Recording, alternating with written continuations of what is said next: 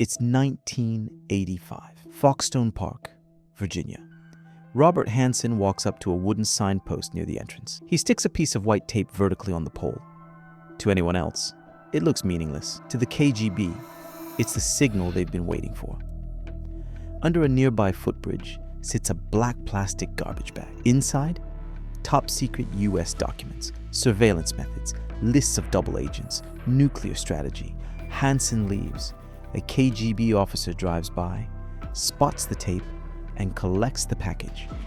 The officer marks the pole with a fresh strip of tape, this time horizontal, so Hanssen knows the cash has been delivered. This is the story of the man who betrayed the FBI for 22 years. This is Robert Hanssen, a quiet, unassuming computer nerd who works for the FBI.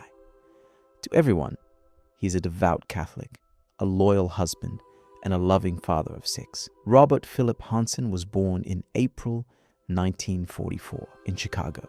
His father, Howard, was a tough Navy veteran turned Chicago police officer. Strict, cold, and cruel. Hanssen grew up desperate for approval, but was met with punishments designed to toughen him up. Rolled in mattresses, spun until he vomited. He carried that humiliation for life. A quiet, awkward only child, often isolated, but intelligent.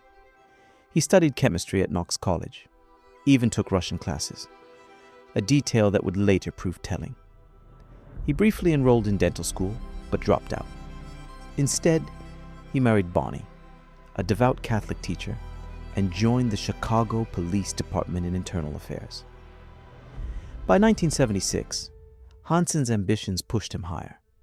He joined the FBI. He swore an oath to protect the United States. His first assignments were in white-collar crime, but he quickly grew restless. Ordinary cases didn't excite him. He wanted more. In 1978, he got it. He transferred to the Soviet counterintelligence division in New York. There, he gained access to some of the FBI's most guarded secrets: Soviet spy cases, double agents, surveillance operations. He studied the files obsessively, but inside, something darker was growing. He felt overlooked, underpaid, unrecognized. And in 1979, just blocks from Grand Central Terminal, Robert Hanssen walked into the offices of a Soviet trade agency, a front for the GRU, and offered his secret services, offering his access to counterintelligence secrets. Within months, he was passing real information. Details on Soviet officials under FBI surveillance, technical bugs planted in Soviet residences in New York, and, most critically, the identity of Top Hat, a high-ranking GRU general secretly working for the CIA. That tip alone set off alarms in Langley. For this first wave, Hanssen received around $20,000. To him, the money was a quick fix for tuition. But more than that, it was a rush, being invisible, outwitting his own colleagues. At home, his private life was already dark. Hanssen's closest friend, Jack Hoskauer, had served in Vietnam. Now something weird happens. Hanssen starts clicking intimate photographs of his wife and secretly mails them to Jack. Later, he invited him to secretly watch through a window while he was intimate with her. Eventually, Hanssen even set up a hidden camera so Jack could watch live on a TV. But his double life nearly ended as soon as it began. One night in 1980, Bonnie caught him writing a letter in their basement. She pressed him until he admitted he had been selling information to the Soviets. To calm her, he lied that it was all disinformation. Shaken, Bonnie dragged him to their priest. The priest told Hanssen to stop immediately and donate his blood money to charity. Hanssen promised he would. He donated $8,000 to Mother Teresa's charity, and for a few years, he actually did stop. From 1980 to 1985, Robert Hanssen lived a quiet FBI career, outwardly normal.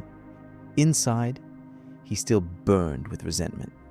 He believed he was smarter than everyone else. that the Bureau didn't recognize his talents.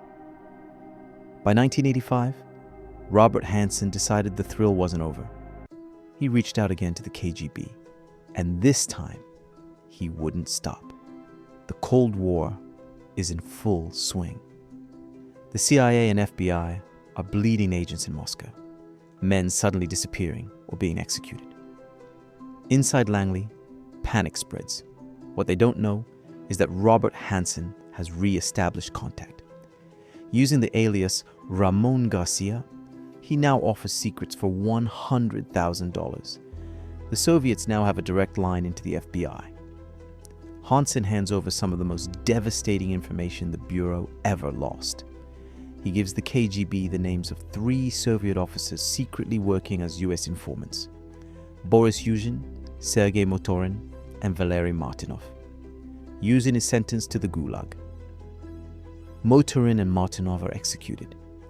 Inside the FBI, these men were affectionately called M and M. Hanssen's betrayal killed them. He exposed Operation Monopoly, the FBI's secret tunnel project beneath the Soviet embassy in Washington. The Bureau had dug a tunnel under streets to reach the embassy compound. Hanssen told the KGB about the tunnel while construction was still underway. The Soviets let the Americans finish the work, then fed the FBI false signals. Years of planning and taxpayer money rendered worthless. He compromised the FBI's vehicle tracking technology.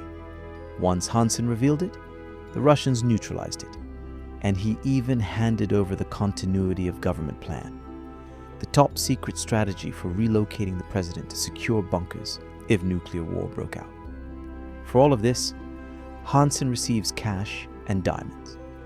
By the late 80s, he's made roughly $500,000, enough for private school tuition and appearances.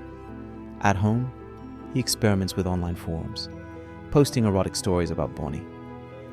Hanssen is promoted into the Soviet Analytical Unit, the very section tasked with finding moles inside the FBI.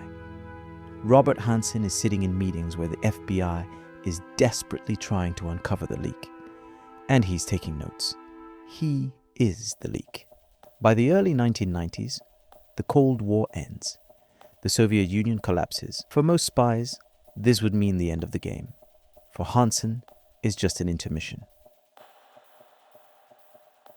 In the early 1990s, he hacked a superior's computer to prove security flaws. In 1993, he physically assaulted an FBI subordinate, Kimberly Lichtenberg. He was suspended briefly. He once tried to contact a GRU officer in a residential garage. The officer panicked and drove off. The episode was logged and largely dismissed. He showered a local dancer, Priscilla Sue, with diamonds, a Mercedes, and trips to Hong Kong. None of it cost him his job. In 1999, he searched the FBI's automated case support system repeatedly. He checked prior addresses and dead drops to be sure nothing in FBI systems could be tied to him. On October 6th, 1999, Hanssen sent a letter to the SVR and resumed communications. This was the return that would finish the damage. By 2000, then a breakthrough came from a former Russian intelligence officer who had kept a mole dossier. The FBI lured the Russian to New York. He carried a cache of evidence, including a torn black garbage bag from a dead drop. The package was rushed to the lab. It contained letters, an audio cassette, and that torn trash bag. Forensic testing on the bag produced partial fingerprints. Analysts also listened to the tape. Then, one agent matched a slang term he heard on the tape to Hanssen. The word was purple pissing. Forensics then matched the partial fingerprint from the trash bag to an FBI file. The circle tightened.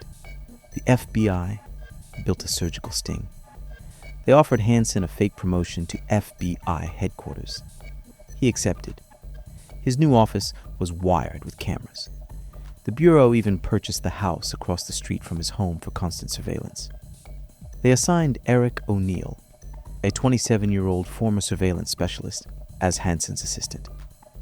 O'Neill worked the inside part of the sting, Hanssen guarded a heavily encrypted Palm Pilot. The FBI needed it. They staged a shooting contest in the FBI gun range to get Hanssen away from his desk. In that window, O'Neill retrieved the Palm Pilot. Tech teams copied the data, and O'Neill returned it. Hanssen never knew. While under covert monitoring, Hanssen downloaded and printed classified documents. Daily trunk searches netted more incriminating materials. O'Neill also discovered an SD card in Hanssen's satchel containing a letter with the date of his next dead drop. Foxstone Park. Agents Deborah Smith and Steve Pluto led the operation. Hanssen followed his pattern. Stick white tape vertically on the park signpost. Place the black garbage bag under the footbridge. This time, armed teams were in position. As he turned away, agents swarmed him. He was arrested. Reportedly, he said, "What took you so long?" The manhunt was over. His wife Bonnie was intercepted, and the home was searched. Bonnie was ultimately cleared of complicity. On July 6, 2001, Hanssen pleaded guilty to 15 counts of espionage to avoid the death penalty. He was sentenced to life without parole and agreed to a debrief. He served at ADX Florence in near complete isolation.